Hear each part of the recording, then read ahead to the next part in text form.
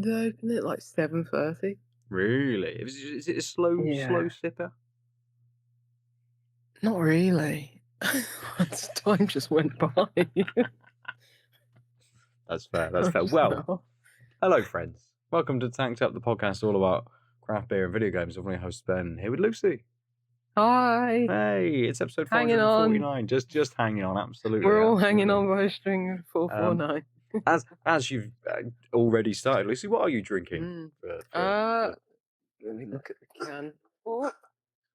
Uh, this is a Verdant beer. With the Lemonheads, who are, Oh, nice.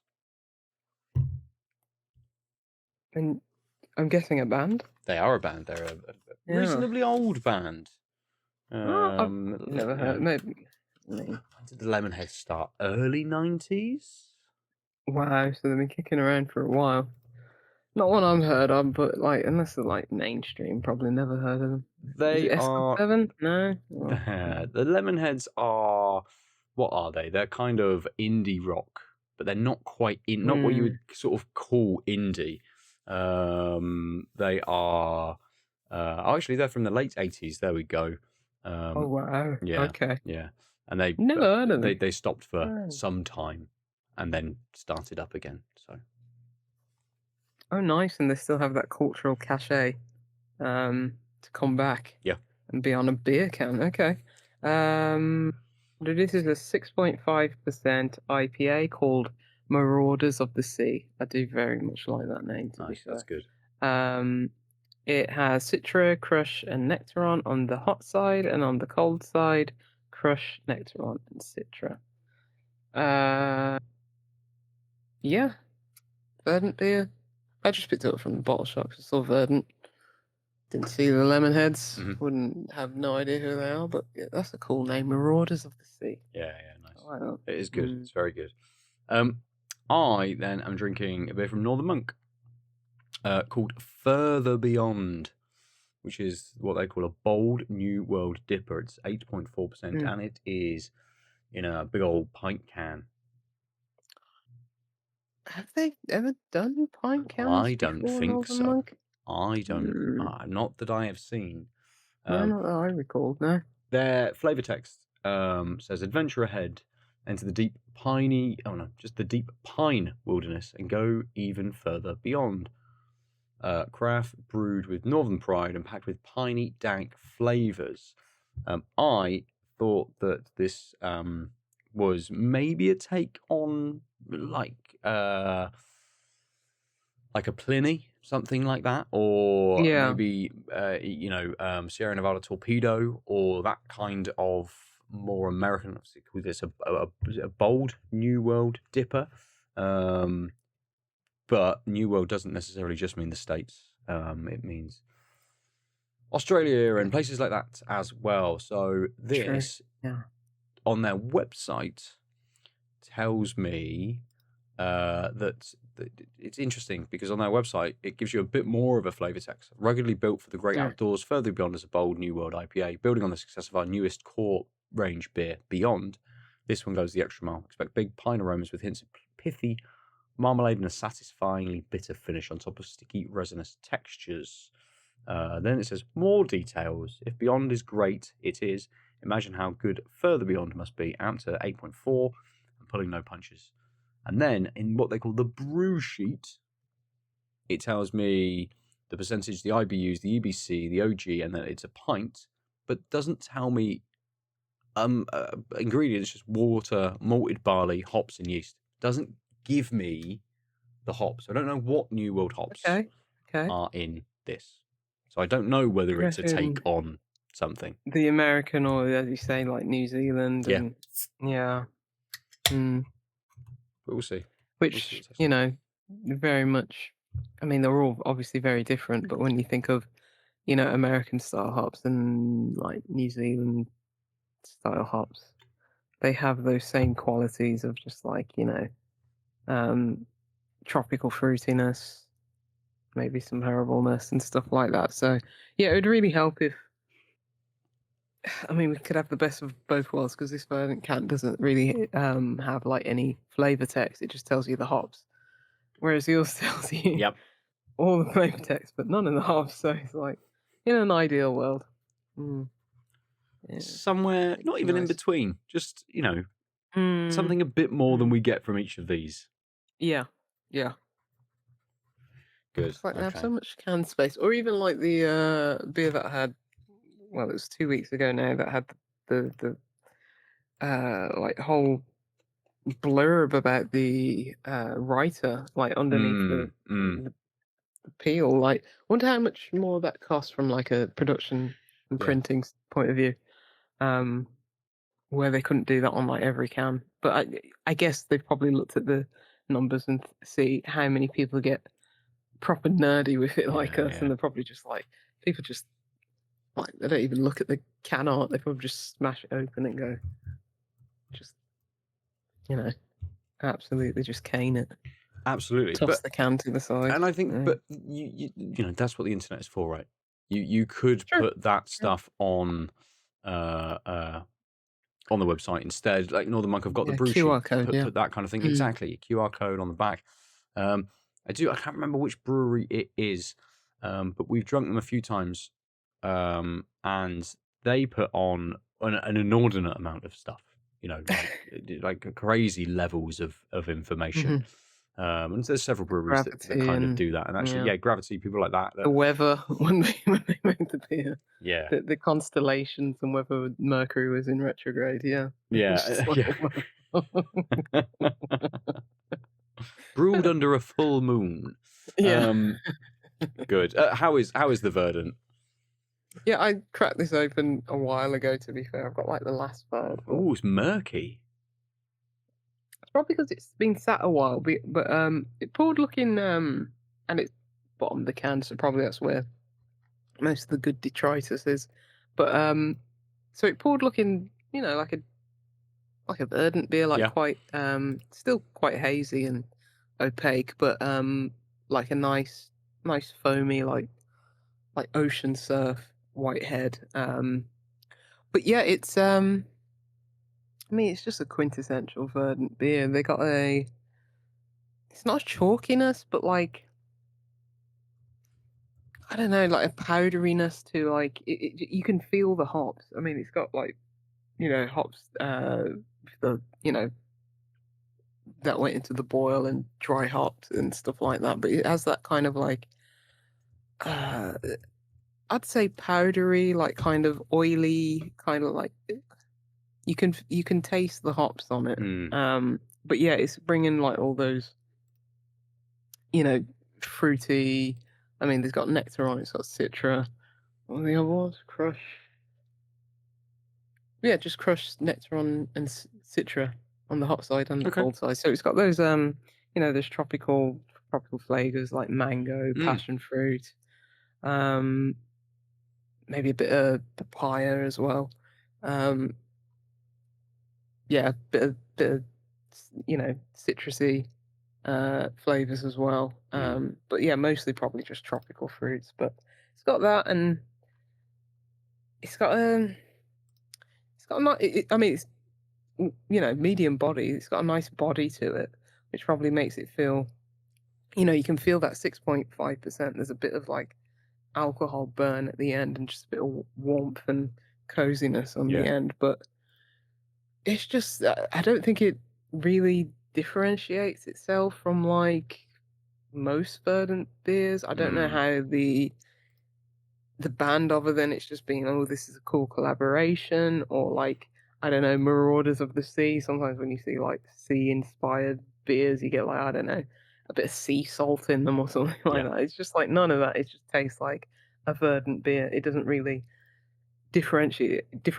itself from the countless other verdant beers we've had over the years. But Mm. that's both not a good thing, not a bad thing. It's like I like the way verdant beers taste. They do have a quite distinctive quality. Yes. As I say, I think it's that like kind of uh, um, I don't mean powdery as like a bad thing, but it's like that definitive like water quality where it's like soft and smooth, and then you have like those bold hop flavors that give away to like slightly chalky powderiness. I don't know if that's combined with the water quality or because they, I mean, the Cornwall, aren't they? But yeah, it just tastes like a Verdant beer, Yeah, and it's fair, good, fair. and that's it really. Okay. I've had it over the last 2 hours because it's just been like probably because it's like I know what it is, I know what it is. Mm. It'll be there for me when I want it, and 2 hours later, as you say, it looks like it's gone past its best point, but it just still tastes very flavorful. And Mhm. with Verdant beers, you're not going to get the most carbonated or crisp beers. They're more of that soft, long-lasting kind Yeah, of yeah. fruity quality. So Good. that's why it looks like this, and that's why it's lasted this long. Nice, nice. Perfect. Okay. Um, the Northern Monk then. It's very clear. It's quite dark for a beer. Mm. It poured with a little bit of head. That dissipated quickly. Just left that sort of that line in there. It's lovely and sweet. I know it's a sort of it's piney and dank, but actually on the nose it's very, very sweet. Is it going to edge more towards that like West Coast IPA, talking Yeah, about piney, dank, bitter, and all looks it. those Yeah. kinds of elements, and Mm. it looks exactly like that. So interesting that they haven't called it like a West Coast dipper or something like that. But maybe Yeah. there's some things in there that they don't consider West Coast. But really interesting to have a chat with them and see exactly what's going on with this beer. But nice and carbonated. Ooh, it does pack a punch. Okay. That's a big Right off flavour. the bat. Yeah, Mm. absolutely. So you've got that little bit of sweetness. Some of that's coming through. Interestingly, I've been talking about these bigger beers that can hide the alcohol that bit more. Yeah. This Yeah. doesn't. I don't think it's trying to. There's a bit of a burn Mm. coming through with that pininess, coming through with that bitterness. The dank hasn't quite settled in yet, but there's a sweetness. Some of that sweetness is definitely coming from the alcohol, as well as sort of whatever the hops are kind of doing in here with a little bit of the malt. I think they only said barley on the Mm. malted barley as the malt in here, as the grain in here, but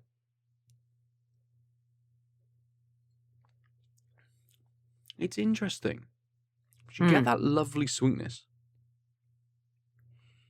and it does kind of start to become, as it turns into that piney finish, which slowly kind of comes in, and that piney finish then turns a little bit more bitter. But there's this kind of middle section on that turn from that sweet element into the piney note.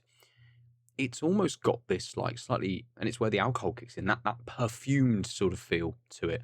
You've got a Right. sort of a slightly cheaper perfume or cologne, and you can smell like the ethanol in it, and Yeah. it's Yeah. kind of a little bit fruity.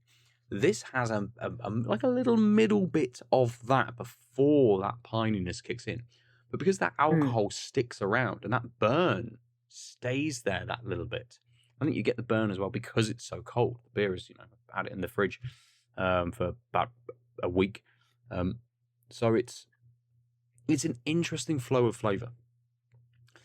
But I'm not getting that dank quite yet, and the piney note is there, and Yeah. it says it says big bitterness, but the bitterness isn't that big yet. Okay. So I'll have Right. to see Yeah. how this evolves and whether that starts to come through that little bit more as I'm drinking.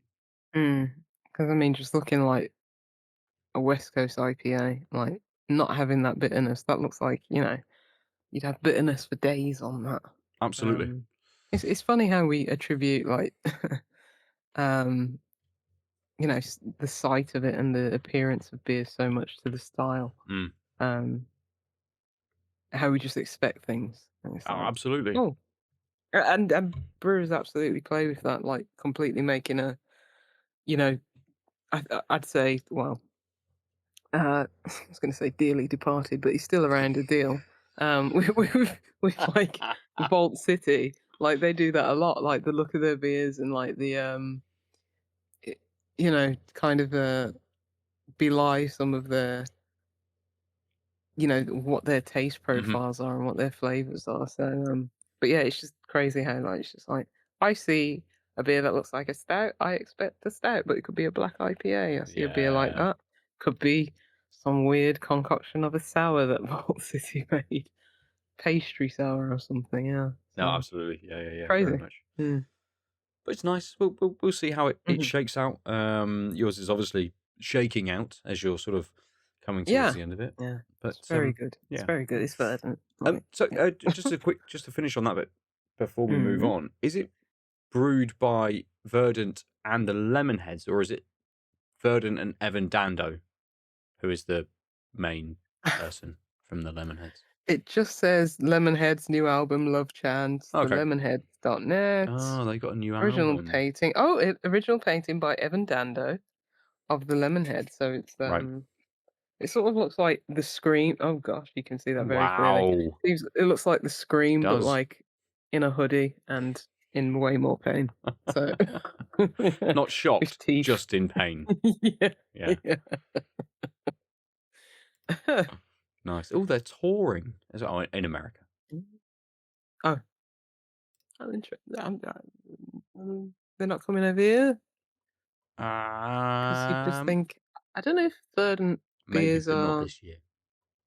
right, yeah. I don't know if Verdant beers are like, our market, I think, is very small in America, like, British beers, Yep. like, there are not a lot of household names of our breweries over in America, especially this side of, Brexit, but I don't Mm, know, maybe Verdant are one of those where you just see, like, oh, random American, like, people who are definitely into, like, craft beer and stuff like that. It's just, "Oh, yeah, I like Verdant," stuff like that. I think maybe they made it across the pond, I'm not sure. sure, but yeah, even so, I'm sure the Lemonheads are probably not the biggest band in the Well, US, so it's probably there's probably one person in, like, New England or something like that who's like, "Oh, I love the Lemonheads. Oh, I love Verdant. yeah, probably. Yeah, yeah. This is There'll be the a lot of beer for me." trades. This will be a lot of trades, won't it, to go Yeah. back over. I wonder whether Mm. it's summer brewed, were they over here doing some of Mhm. the festival circuit, perhaps during the summer, and have had Verdant beers before, wanting to connect with them. Maybe it's from Mhm. Verdant side. Who knows? Who knows how that came up? It is a Venn diagram and you and somebody else sitting there. Oh, I've heard of them before. Yeah, your Yeah. doppelganger from Yeah. America. To be fair, that my doppelganger is everywhere. Um, some one of the kids at Indy's nursery, um, Mm. his mum was chatting to me, and she said, "Oh, we thought we saw you," or he thought he saw you because he started saying, "Oh, it's Indy's dad. It's Indy's dad," and we realised it wasn't you. It was just another man who's bald with a beard. And I'm like, "Yep, yeah, they're everywhere. I'm There's the everywhere, yep, yeah. absolutely." Did he have a jumper on? Yeah, probably. Yeah, that. It's not me, but it is. It's fine. It's fine. Let's move on to games. What have you been up to over the last couple of weeks, Lucy? Is anything interesting you've Uh, poked? I've not had a lot of time to play anything apart from, Strange Antiquities, Ooh. which is the follow-up game to Strange Horticulture. Mm-hmm. Yeah, I've been playing probably only get like an hour per day, every other day or something like that, just to Yeah. play that at night. It's a nice cozy game for the you know um cozy season, I guess that we're in now with the nights drawing in. Um, it's have you played Strange No, but Horticulture? you've talked about it before, Yeah, so yeah, I know talked about it on here. the Yeah, premise if it's similar. yeah. It's you basically own a shop. Um, I guess you'd call it a I guess you just call it a straight up puzzle game. It's not really Yeah. visual novel or something. But in the first game, you own this like this I guess what do you call it like a other than a horticulture shop like an occult version of a where do you sell flowers? What's the name of that? Florist. Florist, yeah, Occultist an occult florist. yes, where it's like it's set in like I guess like I guess in Victorian turn of the Hmm. century kind of uh England. I can't remember where the devs are from. Are they from like America or something like that? But Let me see. Bad Viking is the developer. yeah. Um but like in, Victorian era, like kind of Britain, like, there are vampires and stuff stalking the streets and Mm, you have to give people like a certain flower or plant to make sure they don't get the Black Death or something like that. yep. But it's got that like kind of slightly foreboding vibe. I guess you could put it in the horror adjacent era, but there's no jump scares. It's nothing Okay. that's gonna frighten you. It's just like a kind of eerie, like kind of mysterious. I think mysterious is probably a better Mm, word for it, like kind of atmosphere. And it's that kind of like cozy vibe where it's like, okay, there's no jump scares, nothing to jump out of you, but it's like the perfect October kind of like nice. game. Um, and yeah, the first game was set in like a florist. This is like because it's called Strange Antiquities. It's like kind of you come across like these artifacts and like these totems and amulets and stuff like that. So it's pretty much the same premise. I think Strange Horticulture came out probably about 3 years ago, so I'm not exactly noticing what the differences are. And there's probably not a lot of differences, and that's not a bad thing. It's like, okay, we switch plants for like, a weird stone totem that you find, Mm, and that's fine because the kind of like the gameplay loop is is just immediately satisfying. It's one of those games where it's just like very tactile, where mm, it's like okay.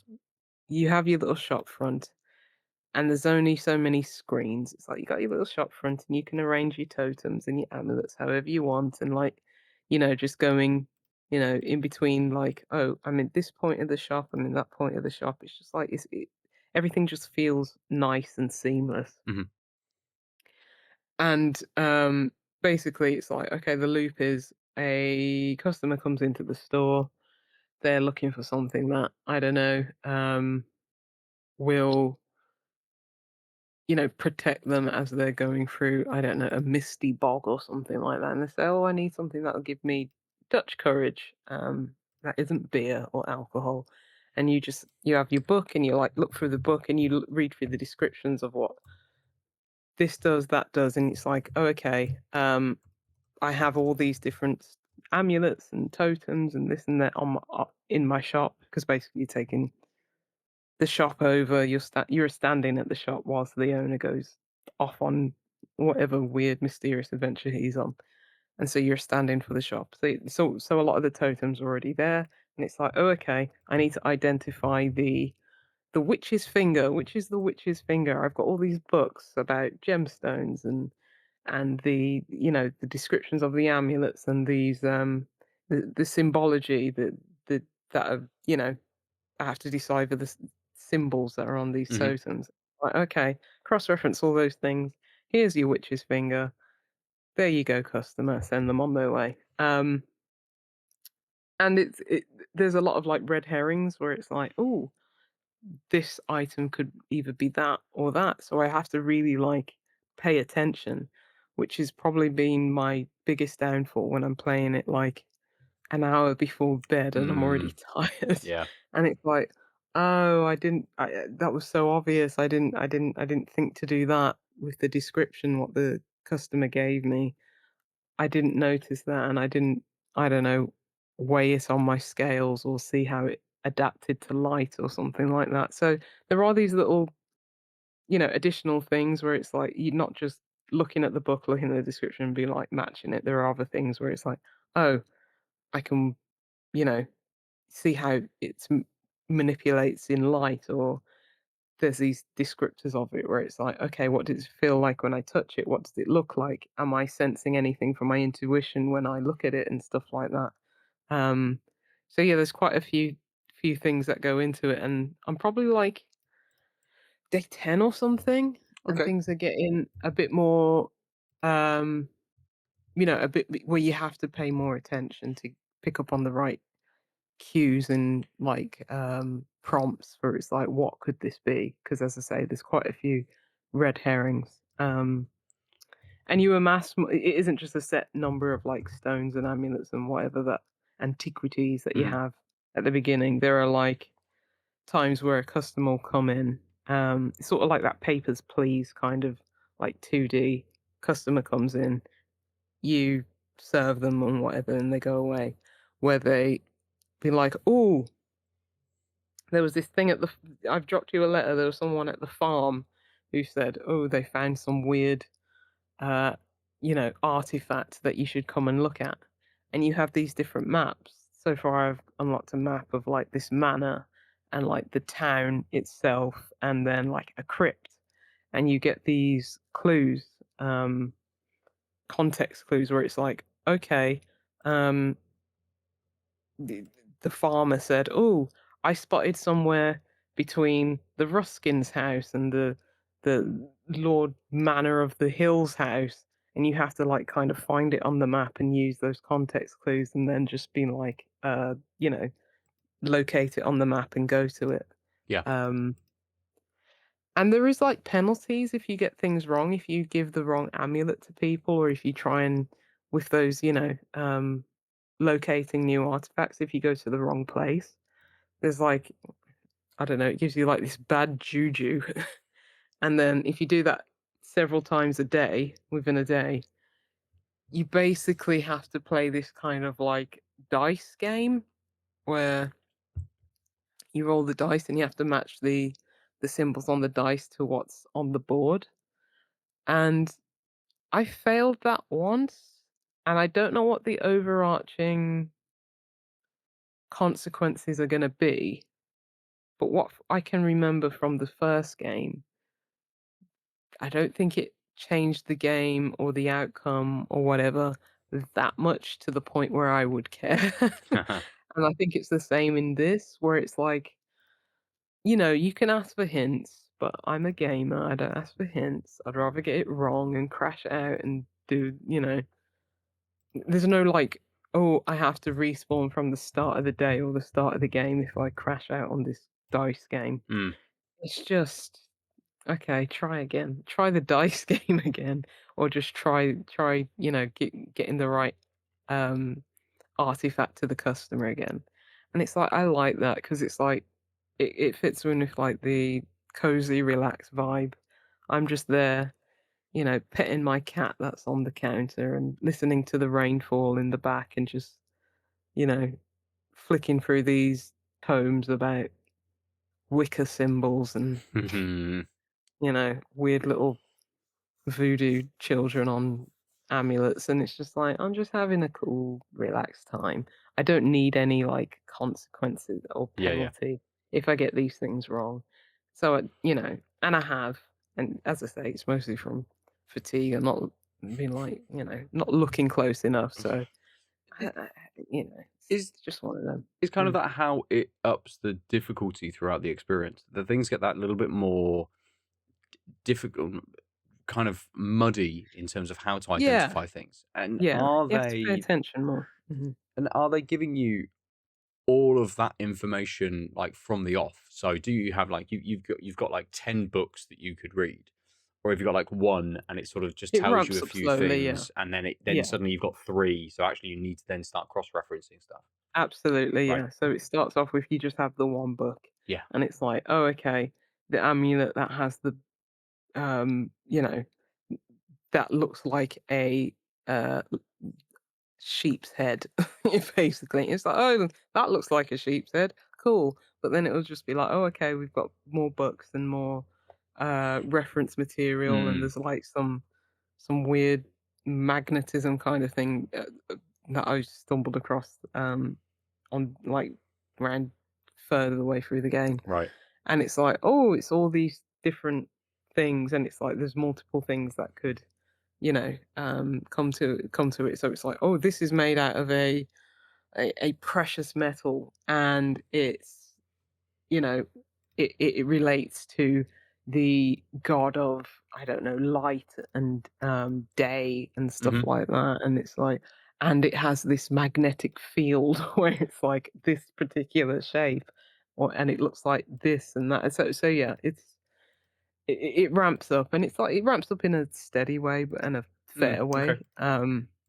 But as I say, it's just like, you know, my brain's tired. My brain's tired when I get to play because it's like I want to play a cozy, nice, Halloweeny game at the end of the day, Yeah. and then this is like, you know, actually pay attention, Lucy. I'm like, I don't want to. I'm here for. I'm just here to pet the cat. Is So there yeah, a but I really enjoy it. Yeah, I'm really nice, enjoying it. nice? And when you're doing stuff like to the amulet and changing some of the Mhm. qualities or adding the bits sort of like to it, is there a process? Is it kind of like the idea that like some games go into the whole like you have to do it in a certain sequence or you have to Right. combine items in a certain way and then do this kind of thing. Is there No. that level of it? No, Okay, no. No, it's just the artifact is what it is. It already has its set properties, it's right, set this and that. So you're not actually manipulating it in any okay, way. You're just having to identify cool. what it is, which is on the surface you'd think simple, but like they actually start, you know, going into layers like, oh, the properties it's made out of silver, it has these kind of etchings on it. Yeah, Oh, it looks like you know, this god, or it relates to this kind of the symbolism of this god and stuff like that. So,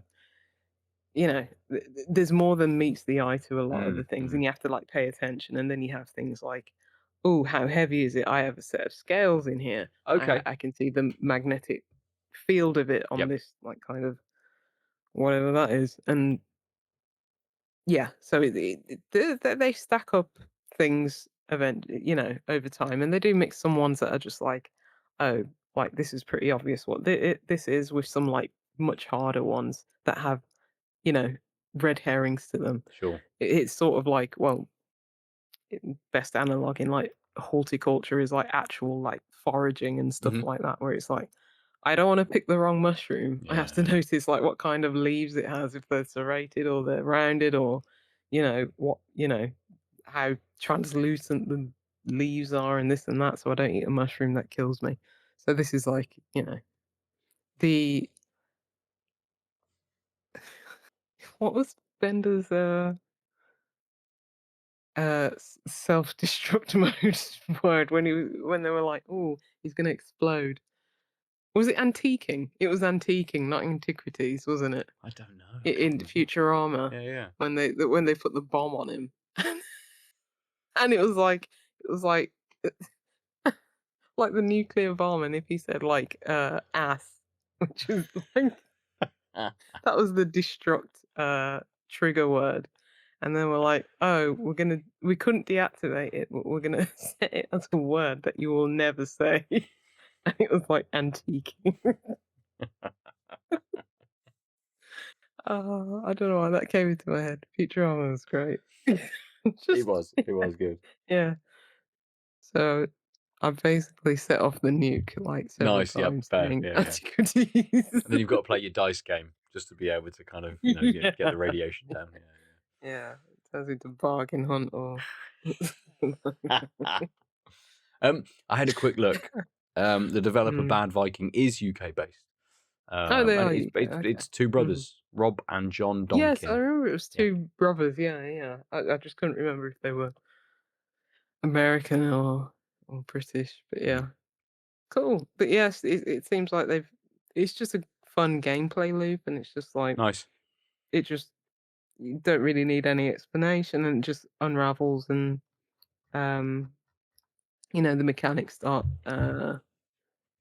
overlapping in a satisfying way, and it's like, oh, I don't need any like real explainer. Hmm. I think it lets you use your intuition, where it's like, okay, there's scales here, obviously going to need to use them. It doesn't overtly say, oh, you can weigh things and stuff like that. It's just like, this is my shop front, there are several things here, there are several things that I have yet to Yeah. unlock, and it's like, oh, I think it trusts the player, and it's like, this is a puzzle game. We're Yeah, not just going to force feed you that's everything. You have nice. to kind of figure things out, Yeah, and you just get straight in. it's Yeah, not sort of like you have to follow a process.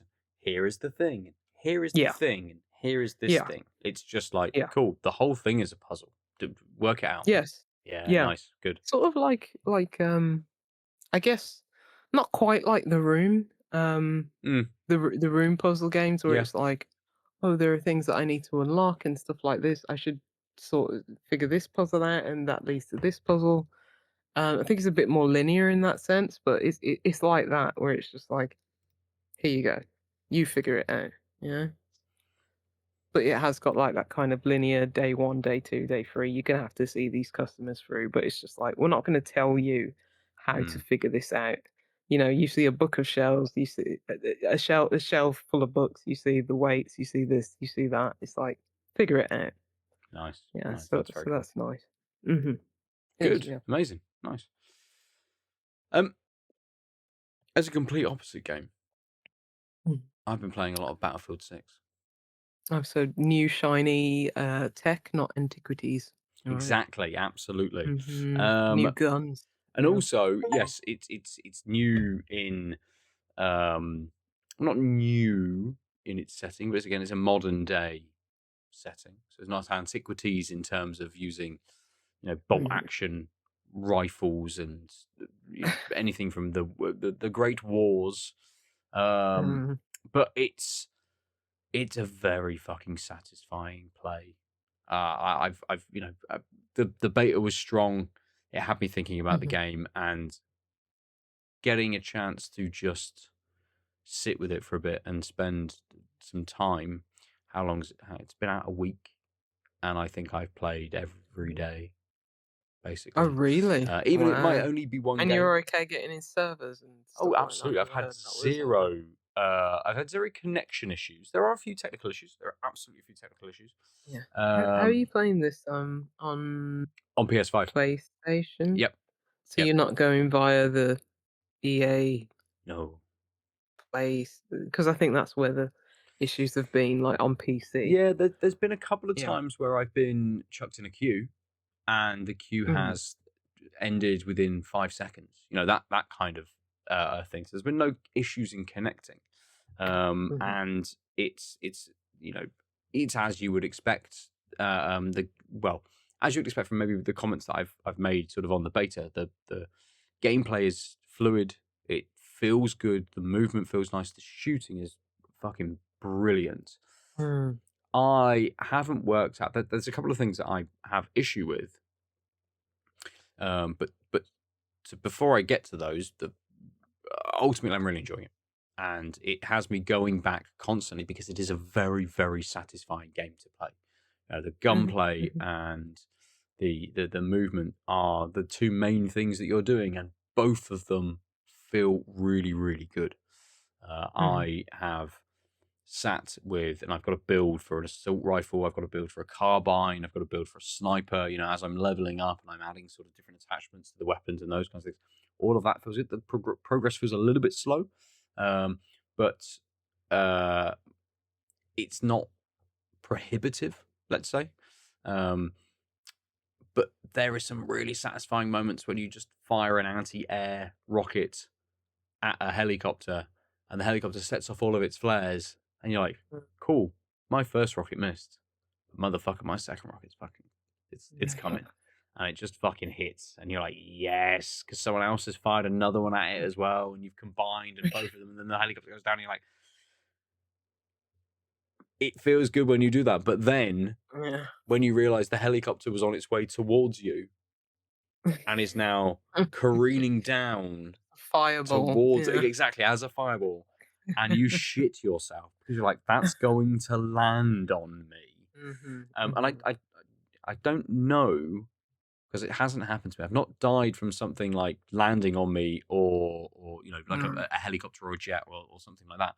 I don't know whether it could happen, but the fear is there that it's definitely going to crash on top of me. So suddenly it's like a movie. Like I'm going to run Mm. in a straight line Mhm. directly away from this as it's following me, rather than just Yeah. stepping to the side instead. Yeah. Um, So yeah, the trope of that in a movie actually happens. That's exactly what Mm. I've been doing.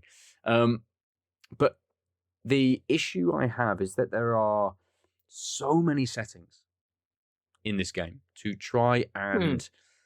and make the game, I suppose, as accessible as possible and customizable Right. as possible. You can change your field of view, you can change the sort of tons of different things. And Yeah. as a lot of Which is good. Yeah. normal sort of settings, where the dead stick zones are, all of those kinds of things. But what I'm finding, and I don't know whether this is Mm. whether it's a setting or whether it's a toggle that I've got to turn down. I've I don't want this auto aim. I don't want any auto aim on, right? Right. Because occasionally what I'm finding is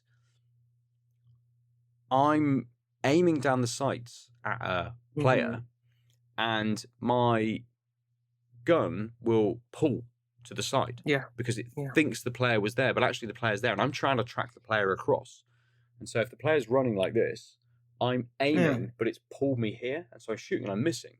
I haven't worked out how to turn that off yet. And I've looked Because at a lot of games have that. Is that kind? I'm wondering if that's like because usually it's not noticeable. Like you can still like lead, Yep. and I think that I think the game most get what I'm speaking from Call of Duty Mhm. kind of thing, where it's like it recognizes like when you're trying to lead and like anticipate where It they're going to run to. absolutely. It doesn't happen all the time. It is quite Right. infrequent. Like it might not even happen That sounds once like or something might be twice a like match. a bug or something. Yeah. Whether it's a bug, but it's trying to preempt where the player is going to be, and they've changed direction or something, or that Mm. kind of thing. So it's auto aiming. It thinks this is the point you want to be aiming at, but actually, I'm like, well, I wanted to aim just here. This is where I aimed. Mhm. Mhm. And there's been a couple of times where I've aimed and I've moved slightly, but suddenly the gun has pulled to the side, and I'm like, this feels wrong. It feels like it is. There is Yeah, yeah. something Because if wrong it's that within this. noticeable, because you'd think it's only a short window of time and like very small percentage of how Yep. much that gun is going to sway to auto aim. So yeah, Yes. that seems And there are a reasonable bug, amount not a of feature. yeah, and there are a reasonable amount of Fair enough. bugs. I've Mm. had a couple where I have had a player fully in my sights, directly dead on, and I've been shooting them, and it hasn't touched them. Mhm. And like the bullets have just gone straight through them, so it's not registering my shots, not registering a hitbox on the player. Something is not connecting within that. It's There, probably server like it kind of potentially it could be like yeah. it could be the connection. Absolutely. Yeah. There's been times where this happens more often actually with the shotgun, where I pulled a shotgun out and I have blasted it. They're there, Mm. literally there, and I've blasted them, Oh, and it's well, just that may be not just like registered yeah, at that all. may be that sounds like a design choice more so than a server issue. So Because there are a yeah, few little frustrating elements to this, and there's a couple of just balancing things there's a couple of probably, visual yeah. bugs as well, where Mm. suddenly like the textures will just like flash suddenly, Mhm. and Mhm. it will happen Mhm. for 2-3 seconds, then it will stop. And it's just like, well, it happened fine, but it's very distracting. And suddenly I'm dead. I'm like, what the fuck? Oh, I'm shot. Yeah. Um, so it's kind of not poor, and it's not distracting enough that it would stop me from Mhm. playing. And it Yeah. happens, It quite sounds like infrequently. just normal multiplayer kind of like Yeah, issues and yeah, and as you say, it's like only came out last week. There's going to be some more. There's going to be balancing yeah, issues, yeah. and you know, your shotgun's probably well, maybe not nerfed in this point. Probably something else is going to get nerfed. Like everybody's health, so Ben can shoot his shotgun point range. Yeah, Exactly. yeah, yeah.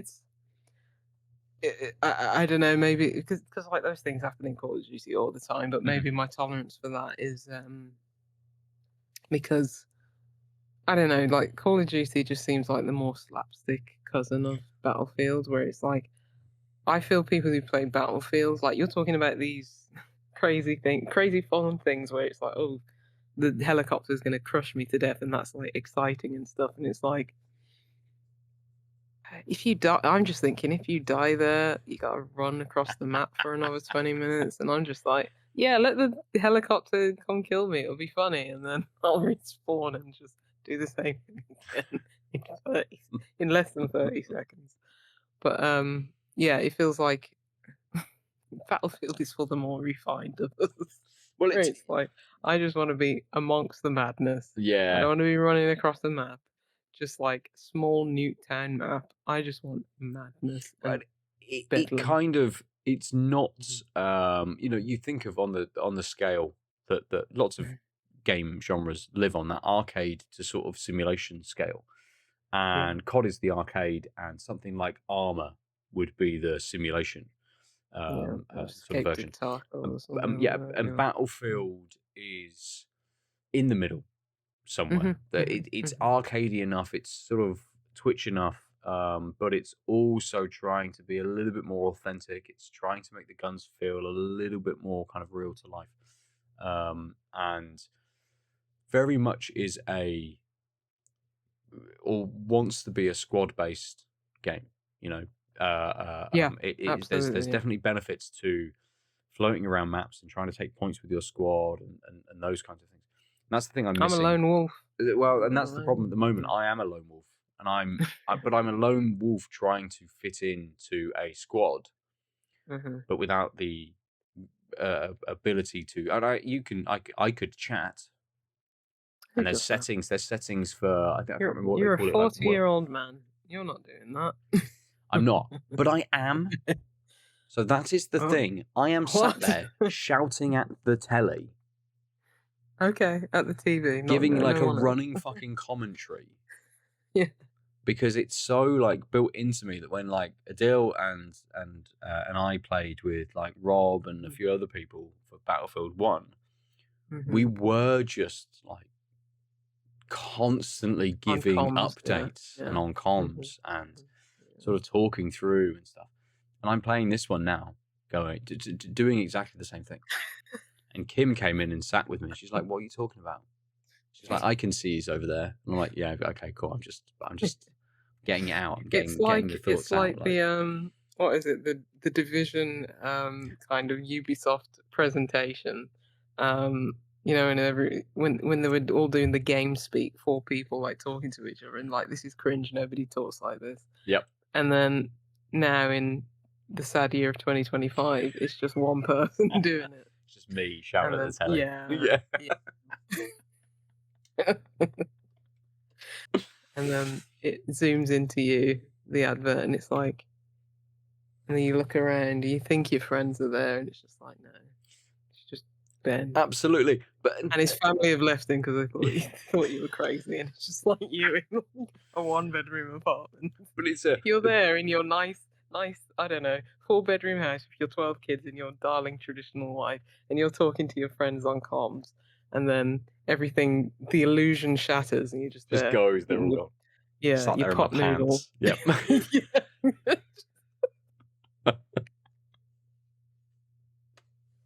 Yeah. Oh, it's a to take it on a slightly further tangent to this.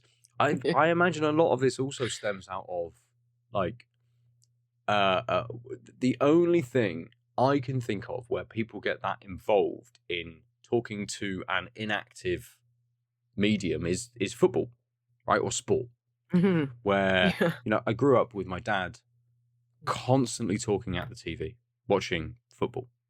And Oh, I so am the same. that Mhm, it just went into me, and that is exactly what I mhm, started doing, which then was reinforced when I'm thinking, well, actually, I'm going to go and watch football with my friends. We're going to go to the pub. There's a European game on tonight. We'll go to the pub for the evening. Let's go and watch that. And you're all doing it. You're all chatting about it. You're all shouting at the telly or cheering or whatever you're doing. mhm. And some of it definitely comes out of that side of things, where you are giving that running commentary. And Yeah. then when that's backed up by having to give a bit of a commentary when you're trying to do a team playing game and you're actually active in that, Mhm. this is very much this for me now. It's almost me giving that kind of commentary on wanting a Mhm. team to be able to play, but also giving color commentary as well. Yeah. as Yeah. if I'm watching this all unfold in front of me. None of this really, we live in a world now of Twitch and all of these kinds of things where this is now just so baked in as well to the way that a lot of people are playing their games because they're broadcasting themselves. They want to give that color commentary to the people that are watching them, Yeah. keep that conversation going and things. And it just feels just like a normal thing to do. Moving like, right, he's there, bam, I've got him, cool, I'm moving on, I'm doing this. Yeah, and I do the same with just Call of chatting. Duty. I'm just usually just laughing and just like just shouting obscenities and just being like, "Oh, you are!" just up and down on his body, like, wee, and then just running off Yeah. into the distance. And then after the end of every round, I'm just like, I'm just carrying all of you. I'm sick of you children. And then just start the next round and do it all over again. Yeah. Nice. Yeah. No, I've always done that because I've always just liked playing those games alone. Not because I don't enjoy. Well, didn't enjoy playing with people. It was always fun playing with people and people hopped on, but it was just like I don't know. Even now in the year 2025, things just aren't as seamless. Where it's just like I can just hop into a game of Call of Duty and just enjoy myself by myself. Yep. Whereas if I wanted a friend to play, it's like okay, hopping on this and that and that. If they're already there, then yeah, I'd invite them or whatever. But like, yeah, just having that kind of coordination. Like, okay, we're all gonna sit down at 8 o'clock and we're all gonna play this raid. It's like. At 8:05, I may wanna just, like, I don't know, just go get a beer and scratch my ass for, like, 10 minutes, I don't know, have a and just, break for a bit. like, Yeah, you absolutely, know, like, absolutely. just, like, I don't wanna, coordinate. No, But, and yeah.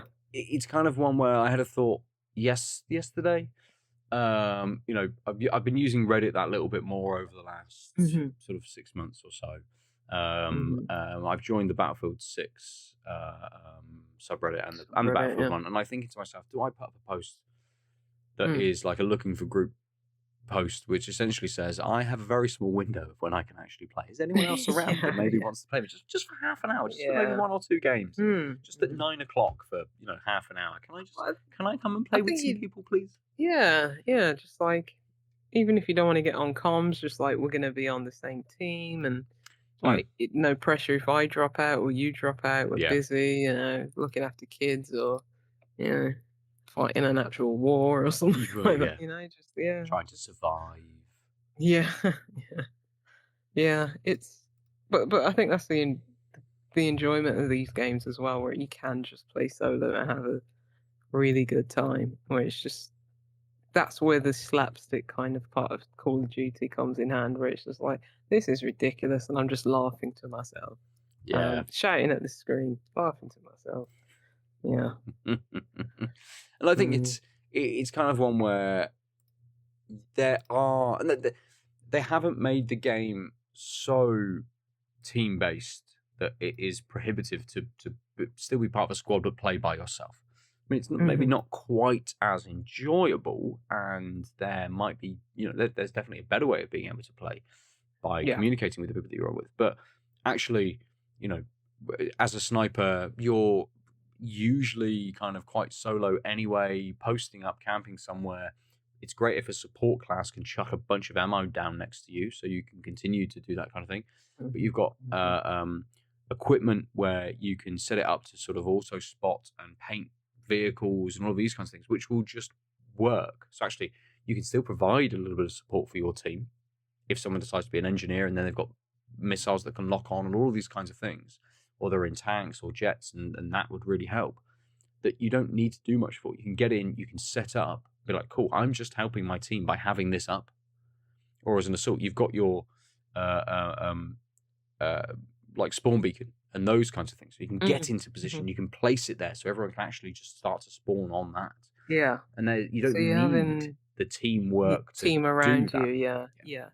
But you're still impacting your squad in one way or another, Yeah. which is good. Why do you think this one has taken off, uh, as much as it has? I Because I can't seem to put my finger on it. So I think it is because I didn't play 2042, which was the last Because one that was out. pretty much probably a flop, it's fair to say. It absolutely, and Hmm. I think I played the beta, and from memory, because what are we talking about? 4 years ago, 3 years ago, Mm, it didn't feel great. Didn't feel very good to play, and there was a right. huge amount of technical issues with that game to start with. It's probably in a much better place now, several years on.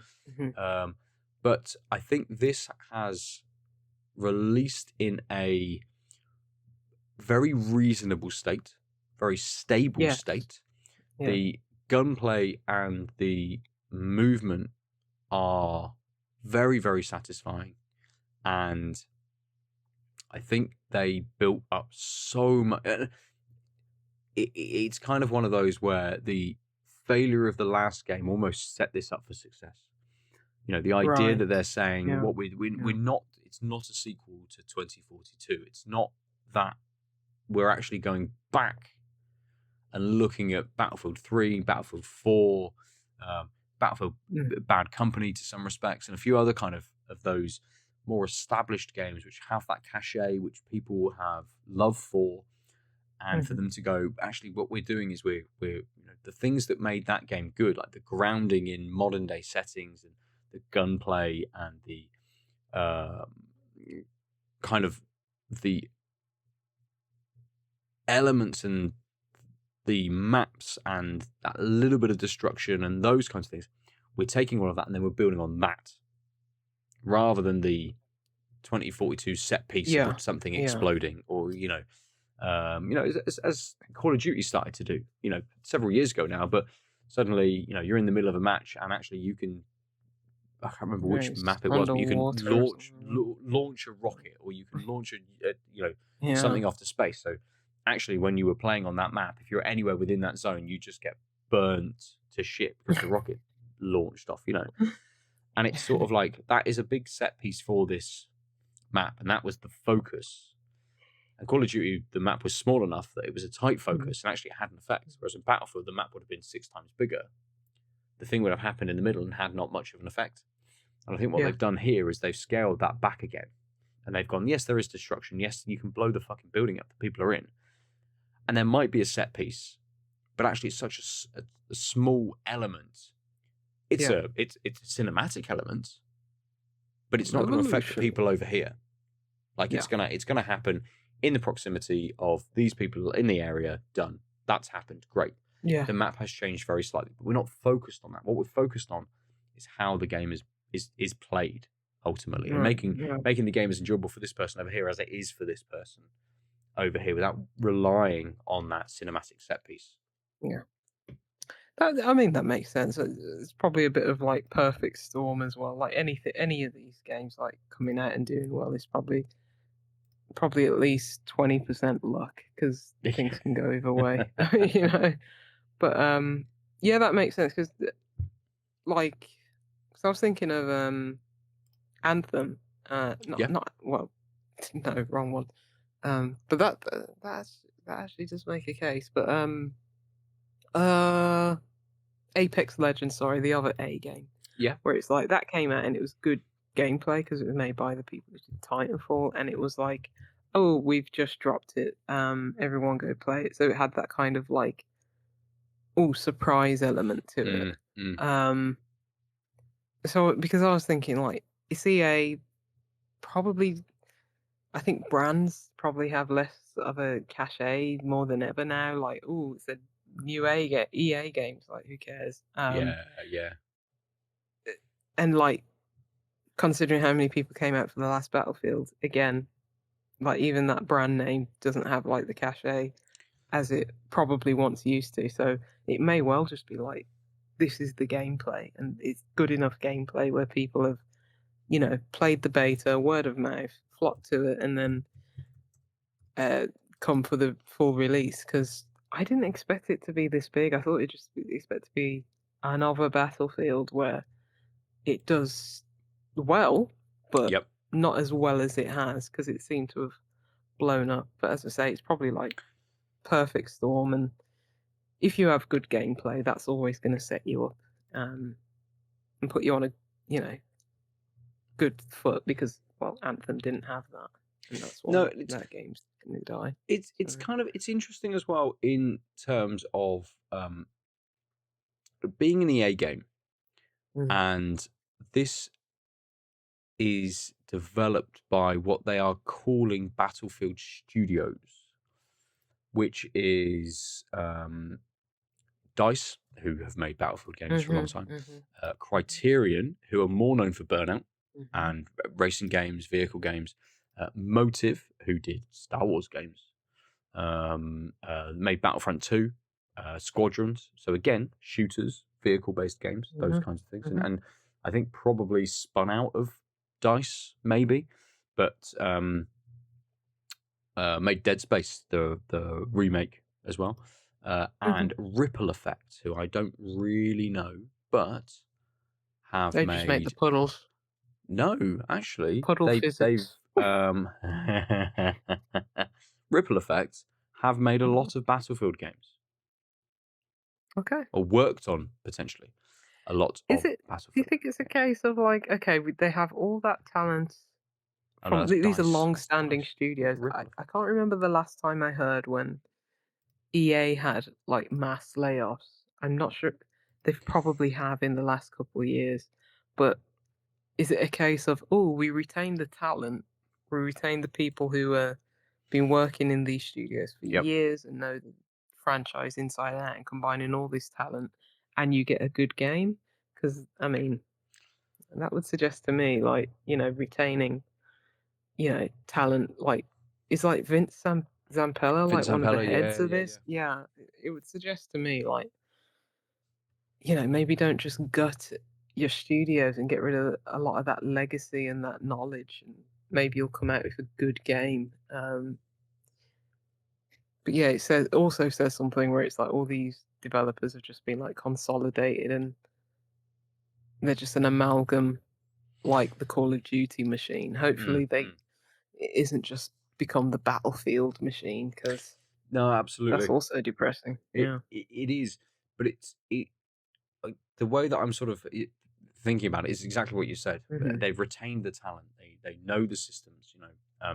They've got studios that have worked on adjacent titles which had their own improvements on previous shooter games or previous vehicle Mhm. games and those kinds of things. And not just that, but actually, is there a little bit of what is happening, say, at PlayStation, where Mhm. Gorilla are talking to, Sony Santa Yeah. Monica or to Naughty Dog. Technology is shared, experience is shared. Yeah. Maybe Because people why wouldn't you? people bounce Yeah. that little bit between studios, or at least, not necessarily bounce, but you could very much see a couple of people from Respawn coming to talk to Dice or someone else in the Battlefield series Yeah. about what they did with the movement for Apex Legends, right? How As easy it is that should to be. set Like, up with everyone why being under wouldn't you EA? do that? Yeah. Absolutely. And Why that I wouldn't think you do that? it's maybe Yeah. that Battlefield 6 is benefiting from that level of shared Mhm. knowledge as Yeah. well. And EA being as big as it is to be able to facilitate Mhm. that. Yeah. Yeah. Because it's like, okay, have your GDC talk, but it's like when they can actually share like code and you know Absolutely. specific Absolutely. specifics and like metadata, it's like it just makes sense to. So Yeah, yeah. this is Hmm. everything that's been developed is EA's property. So we don't want to share it Exactly. Yeah. with whoever, but sharing it Yeah. in house makes so much Cool. sense. Good. Yeah. Yeah. Yeah. Mm. No, but it's good. It's good to have a competitor to just Black Ops. How many Black Ops have they made? 7. Oh, this is what I Adam and don't I know were what talking this. about. Like, how Yeah. is Black Ops the premier, like Call of Duty brand? I think it was the first Black Ops that just blew up because that's my favorite one of Mine. the Yep. series. Yeah, yeah. But I mean, to have like 7 in, well, not 7, like 3 in a row, whatever it's been recently. It's Mm. like, what does that even mean? What does the Black Ops name even mean? I don't even know if this is futuristic or whatever. I think there was a beta like a while ago, but it seems like I think Battlefield has taken the limelight Uh-huh. so far, which is good. I mean, Call of Duty will still be the best-selling game of the year, unfortunately. But it, yeah, something. I mean, getting bought by Microsoft was never going to be the change it needed, No. and and there may not need to be a change, but I don't know. Maybe maybe it says something about if we put out a crappy Call of Duty game like Battlefield, they obviously didn't intentionally go out to make 1942 a crappy game, but it does, you know, when you come back with something that's better, Mm. Black Ops 8, maybe that's the kind of resurgence that you need. Just purposely put out a bad title to get resparked interest 2 years later or something like that. God, that would be bleak. Can you imagine? Just It putting would out an inferior product. I mean, like, you're all going to buy it anyway. It's going to be the best selling game of the year. absolutely, But then absolutely. we can get more 2 years down. It's kind of interesting, obviously, because Call of Duty is an annual franchise, and they Yeah, bounce between whatever sub brands they're running at the yeah, time, right? So it was Black Ops, and then actually it wasn't biannual, was it? It was Black Ops, or it was Modern Warfare when this originally sort of this thing. It was Call of Duty 4 Modern Warfare. yeah, Then it was Black Ops. Then it was World at War. Then we were on Modern Warfare 2, yeah. Black Ops 2, It's just them maybe two back Ghosts, to front. and then rolling like through on a Yeah, 3 yearly because it was 3 different studios doing yes. every 3 years. And now we're at a point where there and there Just has Black been for Ops. there's been a Call of Duty every fucking year for like 20 years, right? And we're at a kind of area of competition Hmm. where I'm pretty sure Black Ops is on a 3 year cycle. So Evelyn is 9. Black Ops 1 Mhm. came out when she was born. And since then, we've had Black Ops That 5, doesn't which was the sound World War. right. Yeah, I know. We've had Black Ops No, 5, which was the hold World on. War. Which one's Black Ops? It's Did they not go Black back Ops. to Black Sorry, Ops sorry, 1? sorry. I'm getting confused with my B Evelyn would be titled like shooter 20 game. years No, old by now, yeah. Just Battlefield 1, which was Oh, the okay. World War One game, Yes. it Okay. came out the same year Mhm. that she was That born. makes sense. We then, in that time, have had Battlefield 5 and Battlefield 2042. And now, in her 9th year of life, we've had Battlefield 6. So that's Mhm. every 3 years, a new game has come out. Mhm. And I know that whoever is heading up Battlefield at the moment or an EA executive has said, we want Battlefield to be an annual release, but it's not going to be immediately. We're not going to be releasing Battlefield 7 next year. We might start to increase the frequency. So instead of a 3 year period, it's a 2 year period. And then that comes down to a 1 year period. Mhm. So we can compete with Call of Duty ultimately. But how interesting would it be if Call of Duty suddenly went, wow, maybe we're not going to be an annual release? And so you have that poor performing game, and then Mhm. they go, we're going to take a year off. You've got to wait 2 years for your Call of Duty. That's never gonna happen because they wanted to do that, and then they put out, like, Call of Duty free remake, Oh, yes, they half-assed did. kind of yeah. Yes. I Yes. think the shareholders would be like, "Well, why am I even sitting here doing nothing and just taking money? I'll just go sit around and put money into another company and not do anything and Mm. lay off those workers instead." Mm. Yeah. Yeah, it's too big to fail at this point, which is a bummer. But I've never been one for Battlefield, but it's refreshing to have some. I don't even think it's competition, just more options for players because it's not going to compete with Call of Duty. Um, like, say if it even sold more than Call of Duty this year, long term, it doesn't have the legs to compete with Call of Duty, Yeah. unless they put out like something like a battle royale mode or something, just to have that war zone kind of So that thing is to coming. tide everything. That is Oh, coming as part of Battlefield 6. oh, there's a There's going to okay. be a battle royale Mhm. mode, which is what the Ripple Effect studio, which is the fourth studio underneath this thing, Yeah, is developing at the moment. I don't know when that is, when that's, interesting. how far Mm, away that is, but that is that coming. makes sense. Mm, that makes sense. It does, Cool. Yeah. but does it make Mm, sense? And it makes sense to come under the Battlefield 6 umbrella, I suppose, but come out mhm. as its own, as Warzone did, just as a free game. How about we put Titans in it? Is it developed by Respawn? Now, by any chance, Hmm. just switch it now. And we get rid of the Apex Legend characters and all the Battlefield characters, and then we don't have it as free to play. And Put a 4 on the end, then change the name to Titanfall. That could work. yeah, yeah. Why don't we just do that? Just with some fellas there, What are Respawn make it a working bit on now? more fast paced. Get rid of the teamy stuff. Just gut the entirety of Battlefield 6 and just basically make Titanfall for free. Yeah, yeah.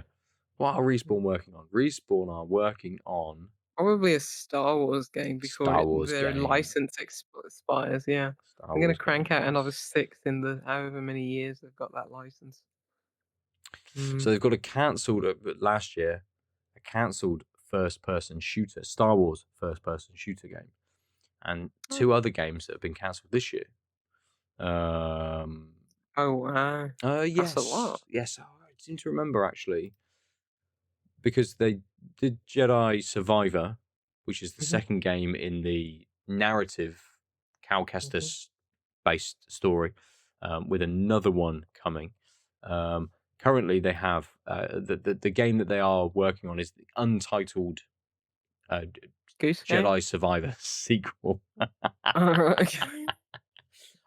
Untitled Goose Game in Frostbite engine, set in the Titanfall The universe. Yeah. goose has a gun now. And a giant goose mech suit that just drops from the sky and he just sort of honks and flaps into. Only to trap a boy in a phone box. That's all he's going to do with it. He's not going to do anything else.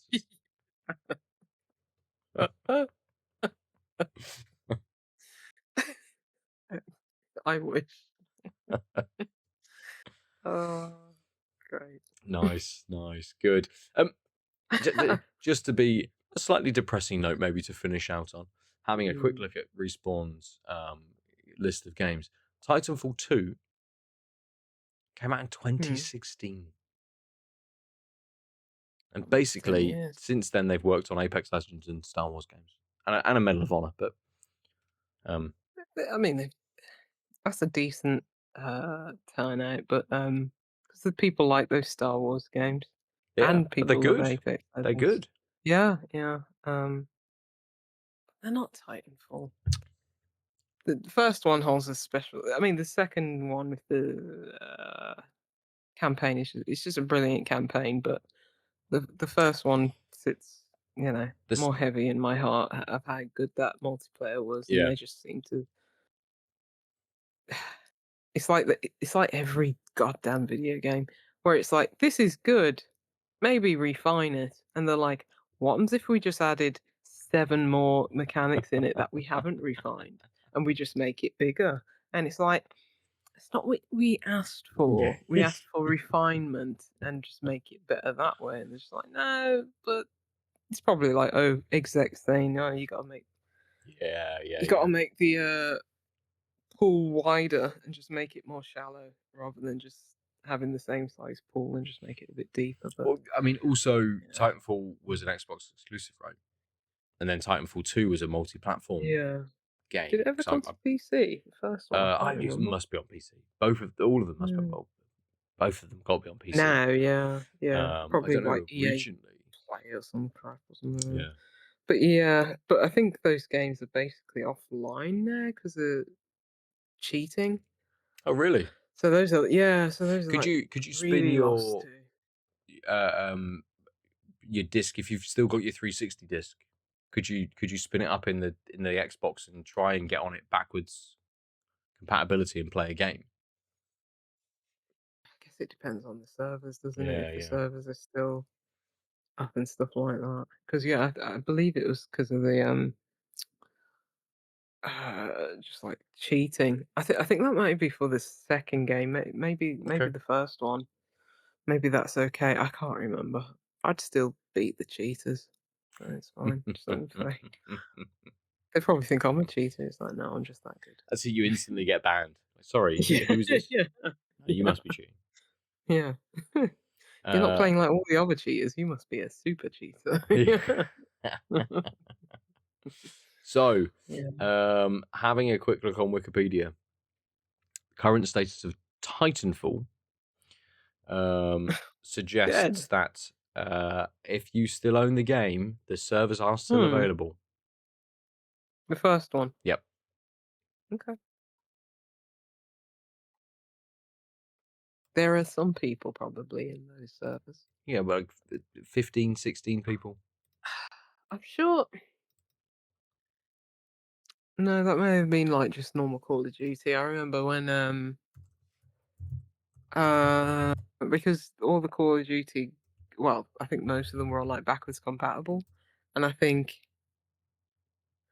when Microsoft bought Activision, they did something that just I don't know if they made the servers more robust or whatever they did, but it's, like, had a massive surge of, like, people just jumping in 'cause they whatever, I don't know, switch that they toggled, it meant that, cheaters couldn't, benefit as much and stuff like that, and I think there was a decent surge, of players going back to the Call of Duty games, which Yeah. was I think I dropped into, like, the first Black Ops or whatever, which was always populated, but, yeah, I think it had, like, a mini boost. It'd be cool if, publishers were just like, "Oh," you know how they do, like, re-releases and reruns of, like, I don't know, Indiana Jones in cinemas. It's just like, "For this week only, we're just gonna be like, go watch Indiana Jones." It'd be cool if, like, publishers would just be like, "Yeah, we're just gonna, like, I don't know, have some more Call of Duty points if you go and play Modern Warfare, the original one, Yep. for this weekend," and just get, like, a swell of people, like, even, like, buying the game or something like that, and, just updating it, Yeah, sending out a absolutely. patch where it's Absolutely. like, "We've put Christmas hats in there now." You know what I mean? Well, It just makes interestingly, so much sense. Yeah. Battlefield or EA put a bunch of unlocks into Battlefield 2042 for like the 2 or 3 week run up to the release of Battlefield Mhm. 6. That was like you've earned this much experience, you've unlocked this in Battlefield 6. So, unlock it here and then come and play it in Battlefield 6 to try and pull people back into Yeah. 2042 Yeah. and stuff. And there's probably people who are like, well, I've never played this before, but I'll go and play it now. I'll go and play, yeah, it's, like, cheap, I could pick it up on, like, EA Play or Steam for, Yeah. like, £3. I get double XP points or something like that, and Yep. yeah, it's just because the amount to keep those servers running is probably, let's be real, negligible against, Mm. like, Mhm. the amount of money these companies earn, and then you Absolutely. could just still have, like, your legacy players and then, like, new sales just from whatever, like, it just I don't know, it just makes more sense, and it makes business sense from an even more cynical point of view Yeah. and just financial point of view. Yeah, Um, absolutely. Just mm, to then finish on a positive note. I came in saying we'll finish on a negative note, but actually finish on a positive note.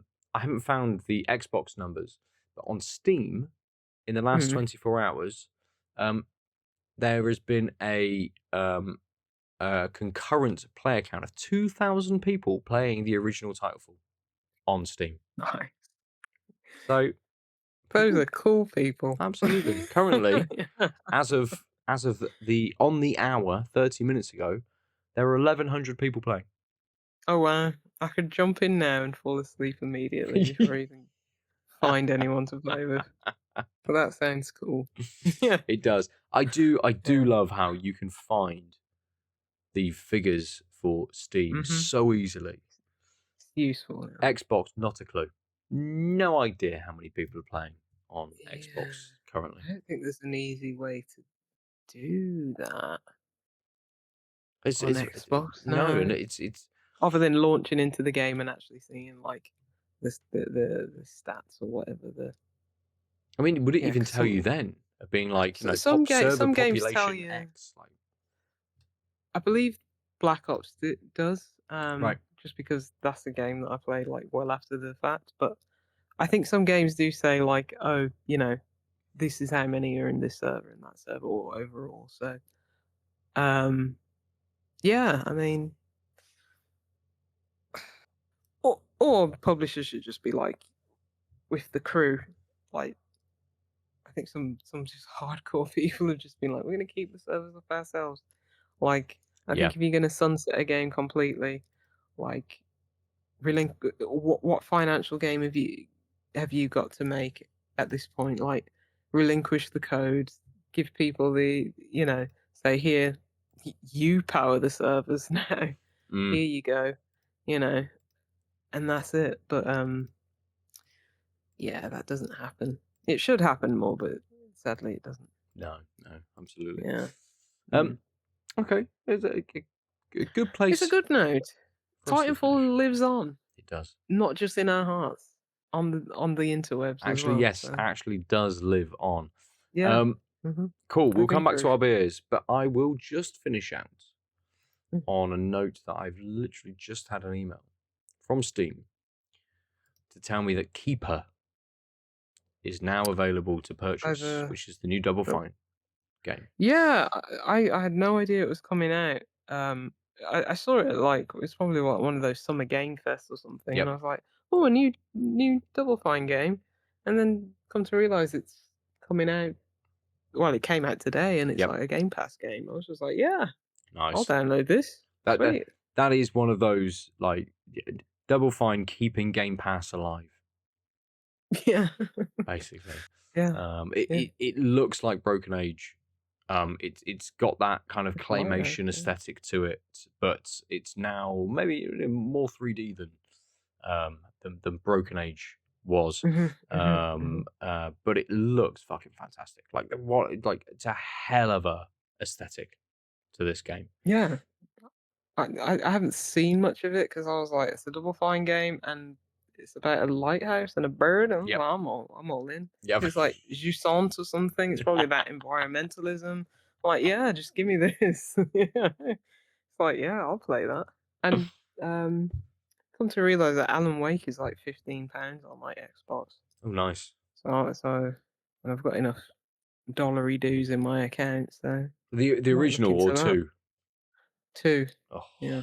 so Um, good. Two is such a good fucking Yeah, game. I was like, for £15, I like Remedy games enough to Yeah. spend £15 on one of their games. Nah, absolutely, absolutely. I Yeah. paid, well, I Mhm. don't know, 50 quid Mm. when it Yeah. came out originally. So yeah, yeah. Well, I mean, and even then, I'd say that's money well spent because Oh it's yeah, just such a fantastic Remedy game. games are, I mean, good quality for money. Yeah, very much. They're a great studio. Great studio. Nice. Mm. Right. Let's come back to our beers then. Mm. Lucy, we started with you. You probably finished yours Oh an yeah, a hour while ago ago, but now. it's like I still have that very nice, satisfying Hmm. aftertaste where of just like tropical, juicy, fruity vibes. Yeah, as I say, there's not much to comment on. It's just a Verdant beer. If you've ever had a Verdant beer, Mm, you know what it is. Doesn't do really anything different, and I'm not mad about it because you know it's still good. yeah. Why deviate so much? They don't need to when they put out such quality products. So yeah, enjoyed it. Very good. Think I got another Verdant somewhere knocking about the house. So probably tastes the same as this, and I'll still be happy. Nice. Good. Yeah. I think it's almost the idea where we think, can we drink this beer again? You're like, well, with Verdant, I don't Mm. have to. I'll just drink another beer from them, and it will still be a similar kind of experience. Yeah. It's fine. Yeah. Nice, nice. This Northern Monk was lovely. I really Mhm. like this. It was nice to have a pint of one of their beers. Um, but Mm. it was a lovely big flavour to start with, which, settled down quite nicely. But I never got that big kind of dank flavour. On the Yeah. can, the words piney and dank are very large. They're white instead of gold, so they stick out on the can, on this Mhm. very dark green can. Not getting the dank from it. Definitely piney, Mm. but a little sweeter, perhaps, than Right, yeah. what they've said would kind of lead me to believe, which isn't a Mhm. bad thing because it was still a Mm. lovely beer and I still enjoyed it. Um, I think again the idea of that expectation versus what you're actually getting of what they're trying to set up for you. Um, Mhm. it was not a dank beer, but that is Yeah. absolutely fine, and it's a Yeah. lovely beer. Yeah. Yeah. I think Yeah, it's what we read and see, it's like, "Oh, you're setting me up for this," and it's just like, doesn't have that, but sometimes it's just like, "That's fine." It's yeah, still like what you're serving up here. Yeah. yeah, very much, very much. And I think I would like to try, or maybe not try Beyond, which is, as they say, is now one of their core beers. Um, as this is that next step up, so it kind of feels like if you then go down to the next beer, we're like, Mm. oh yeah, oh yeah, Nah. it was The that only beer, way but is not up. as good. Like, yeah, The only absolutely. way is up. You come back to it, and it's like a 6% something. You're like, nah. Yeah. Only way is up. Good, perfect, um, excellent. So if you want to, you know, talk to us in any way whatsoever, talk to us about the games we've been playing, the beers we've been drinking. Come and play Battlefield 6 with me. Go and play Mhm. Titanfall with Lucy potentially at some point. Give us a shout. We're likely to meet up with it just being 2,000 people. Set your username to Hi Lucy, and she'll come in and be like, "Oh Yeah. yeah, it's you." Yeah, Brilliant. oh, wow. Yeah. Um, you can just go to outlives.net to look at all the articles, to see the podcast, look at our faces, look at the beers that we have been drinking. Comment there. We'll come back to you. Hit us up and you can join the Discord. You can go to the Out of Lives YouTube page again to look at the videos, video version of the podcast, or to see a couple of Battlefield videos which I haven't posted on the website. I've just chucked it up on the YouTube page. More to come. I've been recording my games, and anything that I'm not absolutely atrocious in, I have been saving ready to potentially put up on the internet and talk over the top of a little bit. So go to the YouTube page as well, because there's additional videos and things there of my Battlefield exploits. If you want to talk to us directly, I'm Nova47 on Blue Sky. Lucy is Loose 9 pretty much everywhere. perfect. And we are, I believe, on Blue Sky, actually, as I'll double check, because I am here, outoflives.net, if you want to follow us on Blue Sky and see all of the posts that we put up from other articles from other people within our network as well. Rate and review us on your podcast service yours if you have 30 seconds of your life to spare, and then come and share beers Go that you're do it. drinking. Come and share Hmm. games that you're playing. Come and share Hmm. recommendations and things for us. And then join us within a month to start talking about Game of the Year. No, don't say that.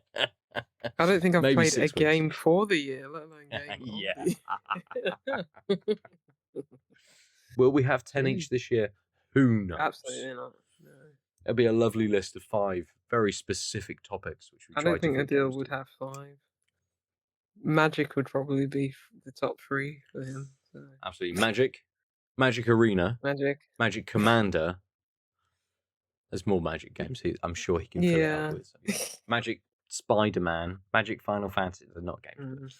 And You like get the Untitled idea. Goose Game from like 7 years ago. Yeah. Brilliant. Thank you very much for joining us this evening. We will catch you very soon. We've been Tanked Up. Goodbye. Bye. What's so mean to him?